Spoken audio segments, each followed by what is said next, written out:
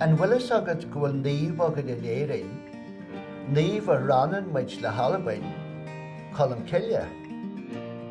Bhí sé ina illa, ina chrudra, ina bhánach, agus ina híiseach ar a chráf, in am Cuinneagáin is star na tíre.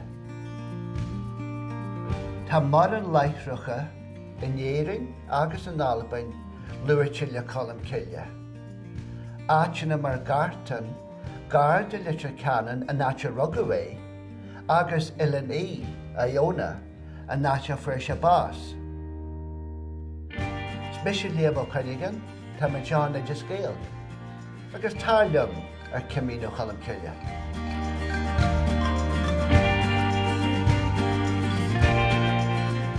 I tamil gur blianta nuas, tá obair ar bun, le slí na cimín o colm cillia Orbridge, idir glan colm cillia, gartan, torri agus dira, agus le áitina eile a tá gael acu leis an líomh siúlach seo.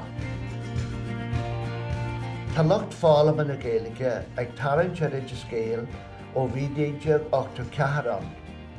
I measc i siúd a hagan tá uachtaran agus tailóirí, réaltaí scanan agus ceol agus airí réaltais. Tagan lucht fála man na teanga chugainn as gachean den dóin agus iad ar thóir na Gaeilge. Sulla duine ide scéala an ód, bhí an ghealta seo lá go leor. Ach anis tá tuiscin deag an phobal ar an táhacht achtamíoch agus an táhacht cultúra a bhaine leis an Gaeilge. Na bhíh éindal a mhuairt, ghlach sé obair cruaí an dulcan cin seo dheanú. Ní fás thar ihe a bhí an. An chead chéin ná an teo de ahans. Fiúma tá sé bhallach. Is de sé slí colm cillia, gael na héireann agus gael na halbain, a chur a gobar le chéile a de Spreag a bhés ar leasa a lig.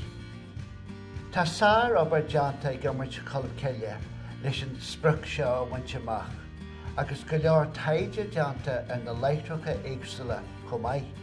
Anis an tam de seo a thuairt go dtí chead chéim eile, agus an aisling seo a iarú.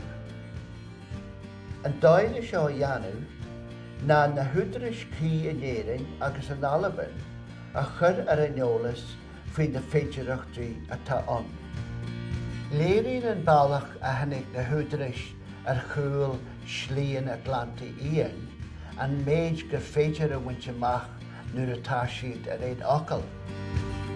An cheacht a dála muid an teán glan colm cillia, ná go gaithfí tú tasú leis an pobal féin agus iad a thuairt leat. Nuair atá an pobal aontaithe agus gach duine ag gobar le chéile le gníomh a bhaint amach, tá muid le bailí. Má hic linne a báirt le chéile, slí colm cillia a Orbridge, agus in simbre spiridalta, cultúra agus teanga a chur chun taramh na bobal agus an achtamíocht. Bé muid ag tabhairt an ómas is fearr agus is orúnaí de colm cillia. Má tá aon tógrán a léireoidh cumas an Gaeltach mhór, is é sin slí colm cillia. Agus mar a deirtar an ngáil, Cuinneagáin muid a gáil.